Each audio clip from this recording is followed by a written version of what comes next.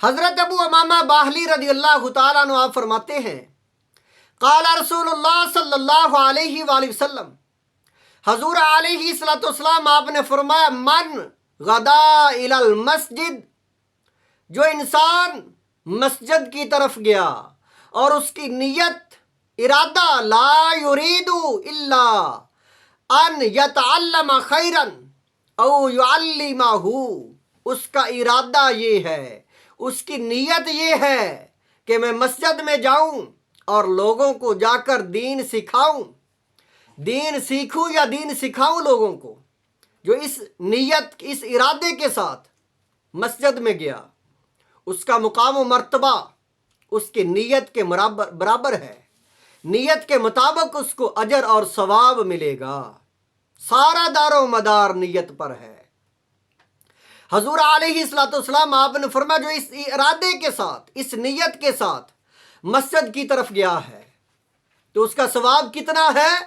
کان لہو کاجری حاجن تامن حجتہ، اس انسان اس حاجی کی طرح جس کا حج جو ہے مکمل ہو، اس مکمل حاجی انسان کی طرح اس کا حج ہے، ثواب اس کے برابر ہے۔ حج کتنا مشکل کتنا مہنگا ہے، اس دور میں تقریباً کوئی 12 14 یا 15 لاکھ روپیہ خرچ ہو جاتا ہے، اتنا مہنگا حج، لیکن اس انسان کو نیت پر اتنا بڑا اجر مل رہا ہے، کتنا بڑا اجر ہے۔ حضور علیہ الصلوۃ والسلام آپ نے فرمایا جو انسان علم حاصل کرتا ہے، جو طالب علم ہے، اس کا مقام و مرتبہ اللہ کے نزدیک اتنا بڑا ہے، اتنا بڑا ہے کہ فرشتے اس کے ساتھ محبت کرتے ہیں، فرشتے اس کی زیارت کرتے ہیں، فرشتے اس کے دوست ہیں، پر اپنے جو ہے اس کے قدموں کے نیچے بچھا دیتے ہیں۔ عالم دین کے لیے سمندر میں جو مچھلیاں جو ہیں وہ بھی دعائے مغفرت کرتی ہیں، اے اللہ یہ انسان لوگوں کو دین سکھاتا ہے، یہ تیرے نبیوں والا کام کر رہا ہے، اے اللہ اس کی بخشش فرما دے، اس کی مغفرت فرما دے۔ اللہ تعالیٰ اس پر اتنا زیادہ راضی ہے، فرمایا اس انسان کی نیت کو اللہ دیکھتا ہے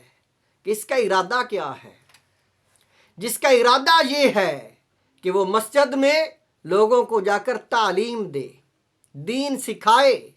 جو یا دین سیکھے، سیکھنے والا اور سکھانے والا دونوں کا اجر حج کے برابر ہے۔ اور ایک روایت میں حضور علیہ الصلوۃ والسلام آپ نے فرمایا وہ انسان جو دین تو سیکھتا ہے، قرآن پڑھتا ہے لیکن اسے آتا نہیں ہے، اسے یاد نہیں ہوتا،